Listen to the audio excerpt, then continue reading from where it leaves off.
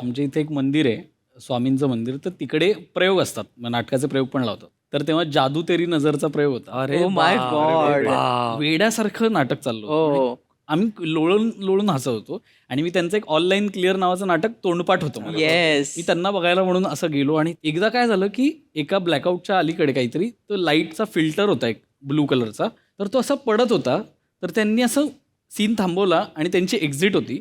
तर ते असे थांबले आणि म्हणले, चला पाऊसही पडायला लागला, आता निघायला हवं, असं म्हणून ते स्टेजवर असे आडवे पडले आणि असे तुरतुर तुरतुर तुरतुर असे एक्झिट घेतले आणि लोक वेड्यासारखे हसत होते. आणि मला इथे एक प्रश्न पडला की बरोबर त्यावेळेला तो फिल्टर कुणी पाडला, की मला असं वाटत होतं की ते बसवलंय कुणीतरी. क्या की ते बात है. नंतर जाऊन त्यांना विचारलं, सर ते लाईटचं ते पाडायचं ते कसं काय करतात रे? तर तेव्हा त्यांनी मला समजवलं की ते तसं काही नाहीये, ते चुकून पडलं. मग मी त्याच्यावर असं मजा यावी म्हणून बोललो. तर हे मी पहिल्यांदा पाहिलं आणि मी असा हॅवॉक झालो होतो माझ्या आयुष्यात. म्हणजे की हे असं कसं होऊ शकतं, ऐन वेळेला कसं पाठ न करता बोलले असतील.